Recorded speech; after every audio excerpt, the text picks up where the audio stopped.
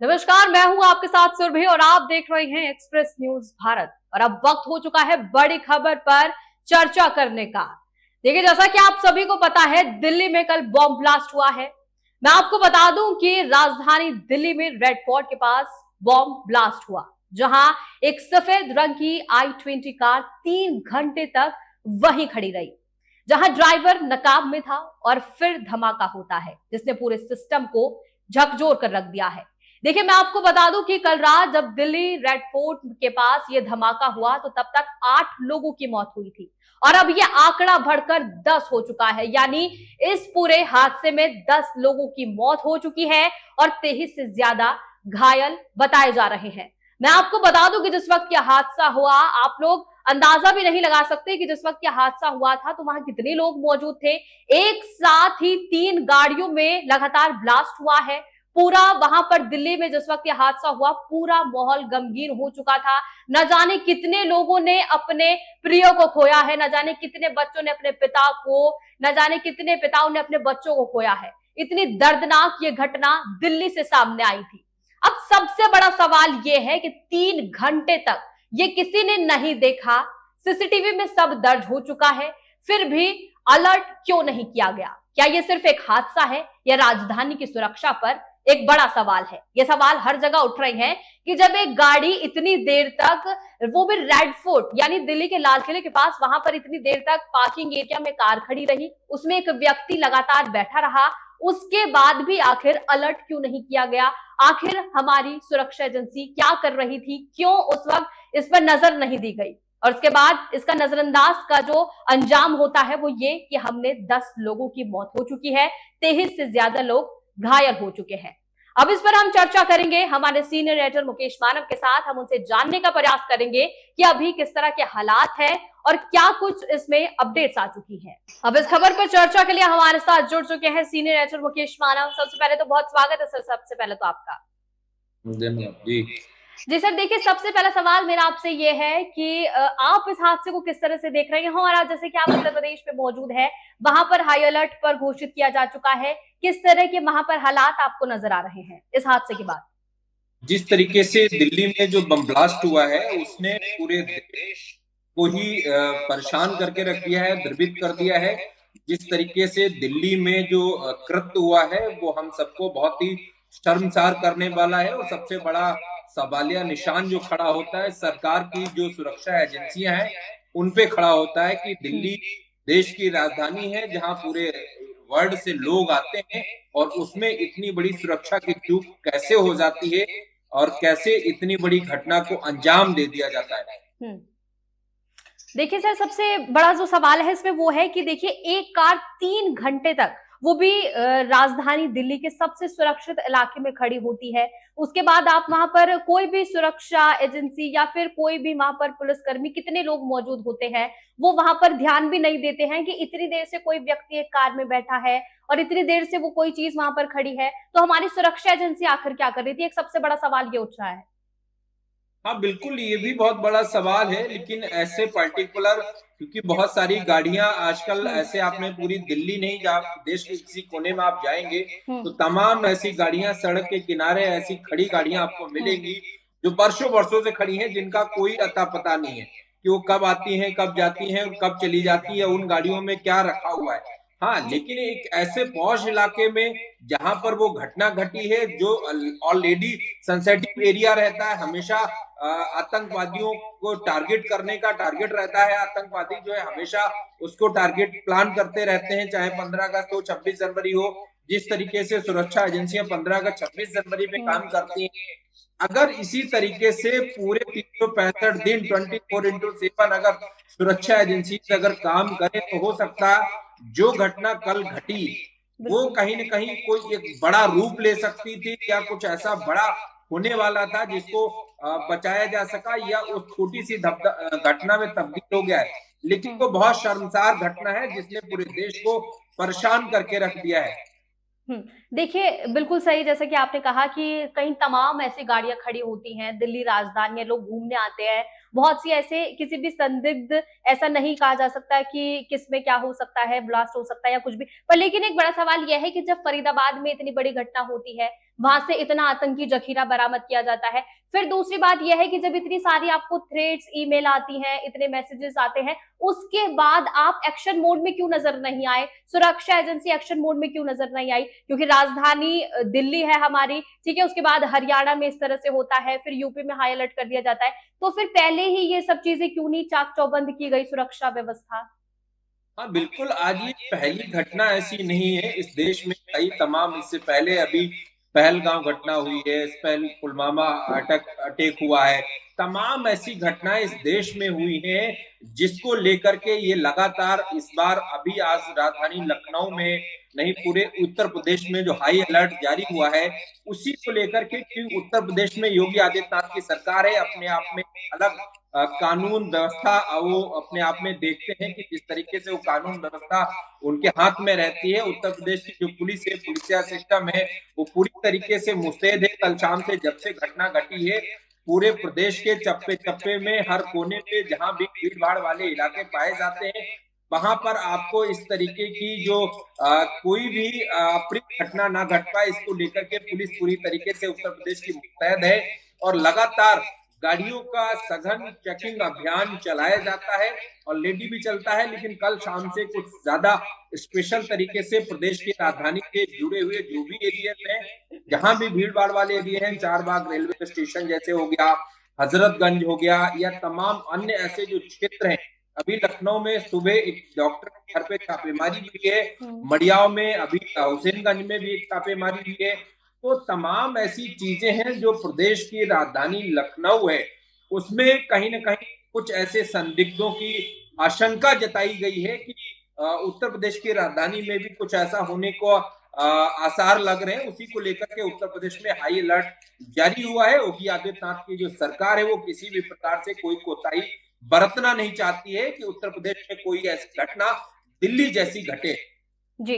देखिए, एक बड़ा सवाल जो शायद हर जनता जानना चाहती होगी, हर लोग एक यही सवाल जानना चाहते होंगे कि जब भी कोई बड़ी वारदात होती है, उसके बाद सिर्फ एक ही बात आती है कि जांच जारी है। ऐसा सरकार की ओर से कहा जाता है कि जांच जारी है और ऐसी कैसी जांच जारी है, कितने लोगों ने अपने घर वालों को खो दिया है, कितने बच्चों ने अपने पिता को खोया होगा, न जाने कितने घरों के चिराग बुझ गए होंगे। सरकार का सिर्फ ये कह देना कि जांच जारी है, मुआवजा जारी कर दिया है, ये सारी की सारी जांच आखिर पहले क्यों नहीं की जाती? इतनी ताबड़तोड़ अब हर जगह कहीं ना कहीं, जैसे आप बता रहे हैं कि अब यूपी में भी कहीं ना कहीं डॉक्टर के यहाँ छापेमारी की गई है।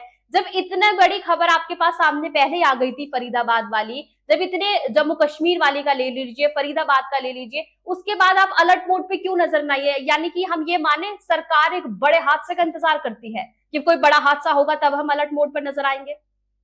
देखिए, सरकार किसी भी हादसे का कोई इंतजार नहीं करती है, ना सरकार हर जगह बैठी रहती है।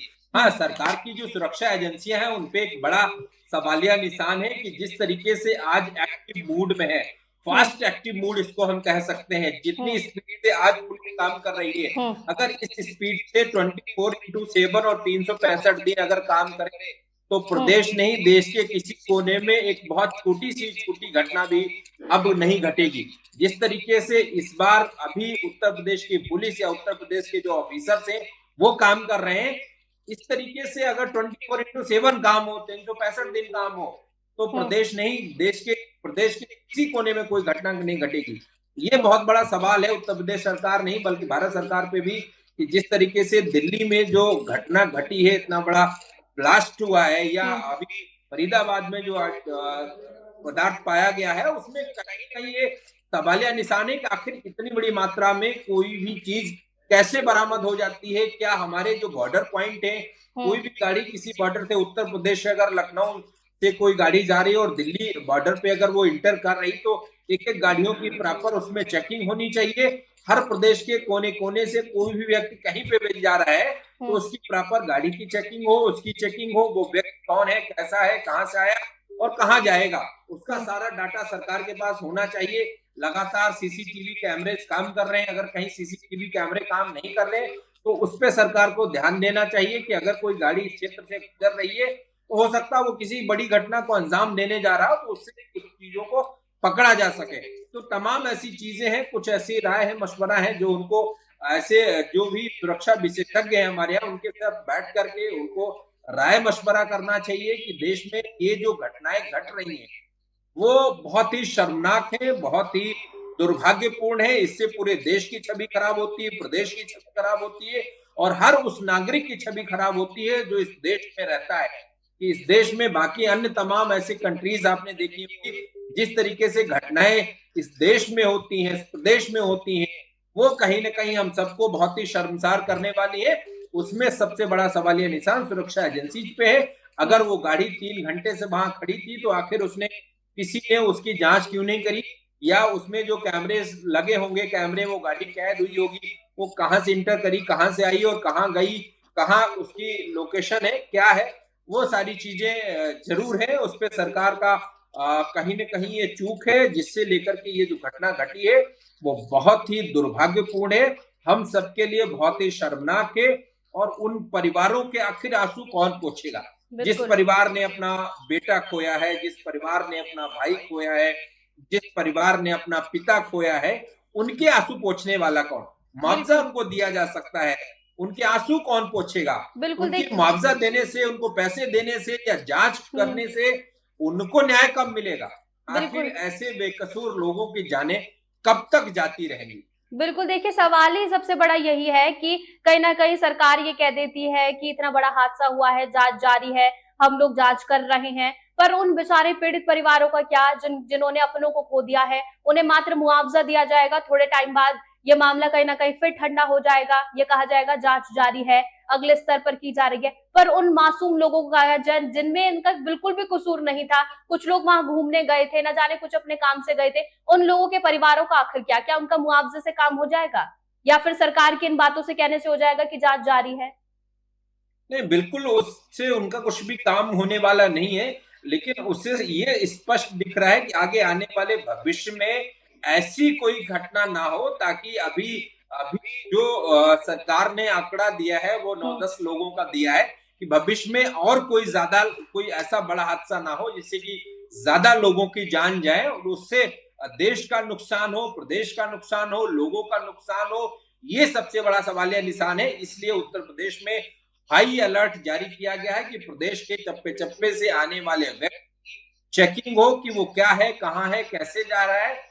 किसी भी प्रकार की कोई भी ऐसी गतिविधियों में तो वो संलिप्त नहीं है जो सवालिया निशान उस पर खड़ा कर रही है कि कहीं न कहीं उसका कनेक्शन किसी अन्य ऐसे व्यक्ति के साथ तो नहीं है जो इस देश की संपत्ति को नुकसान पहुंचाना चाहता है, देश के लोगों का नुकसान पहुंचाना चाहता है और इस प्रदेश में और देश में कोई ऐसी बड़ी घटना को अंजाम देने वाला। इसलिए ये प्रदेश में आज हाई अलर्ट जारी है। कल से जो लगातार अब जारी रहेगा। अभी जिस तरीके से जो हालात बने हैं वो हालात बहुत अच्छे नहीं है। उस पर सुरक्षा एजेंसियों को सही तरीके से काम करना चाहिए, सरकारों को भी सही तरीके से काम करना चाहिए। अन्य जो लोग सवाल उठा रहे हैं सरकार पे, उनको भी सरकार के साथ सहयोग करना चाहिए कि सबसे पहले हमारा देश है, सारे जहां से अच्छा हिंदू सीता हमारा। तो ये देश की राजधानी दिल्ली जिसको कहते हैं, दिल्ली लोगों के दिल में बसती है, जहां से पूरे देश नहीं पूरे विश्व से लोग आते हैं, सभी का कनेक्शन है, पूरे व्यापार दिल्ली से चलते हैं और इस देश की राजधानी है। और बीजेपी की सरकार है, बीजेपी को भी इस पे ठोस कदम उठाना चाहिए कि सरकार में जो घटनाएं घट रही, सरकार में जो हमले हो रहे हैं, वो कहीं कहीं बीजेपी पे भी सवालिया निशान है कि इतने ज्यादा हमले अन्य किसी सरकार में कभी नहीं, इतने ज्यादा विस्फोटक, इतनी ज्यादा चीजें कभी अन्य सरकारों में नहीं पाई गई। तो कहीं न कहीं ये बीजेपी की अपनी चूक है, सुरक्षा एजेंसियों की अपनी चूक है, गृह मंत्री जी की अपनी चूक है। जी, बहुत बहुत शुक्रिया आपका तमाम जानकारियों के लिए। देखिए, जैसा कि आपने देखा कि हमारे सीनियर जर्नलिस्ट हमारे साथ मौजूद थे, जुड़े हुए थे, जैसा कि उन्होंने बताया कि यूपी भी हाई अलर्ट मोड पर नजर आ रहा है। लेकिन सवाल अब भी वही है कि जिन्होंने अपने परिवार को खोया है, जिन्होंने अपने घर के लोगों को खोया है, उनको जवाब आखिर कौन देगा? क्या सरकार ये कहने से अपना पीछा छुड़ा सकती है कि जांच जारी है, या फिर ये कहने से कि हम आपको मुआवजा जारी कर देंगे? ये मात्र कहने से क्या उन लोगों के जो उनके ऊपर दुखों का पहाड़ टूट पड़ा है, क्या आप उसको किसी भी तरीके से जस्टिफाई कर सकते हैं? इसलिए ये सवाल उठ रहे हैं क्योंकि राजधानी दिल्ली में इतना बड़ा ब्लास्ट होना कहीं ना कहीं सवालिया निशान खड़े करता है कि हमारी सुरक्षा एजेंसी आखिर कर क्या रही थी जिस वक्त यह हादसा हुआ।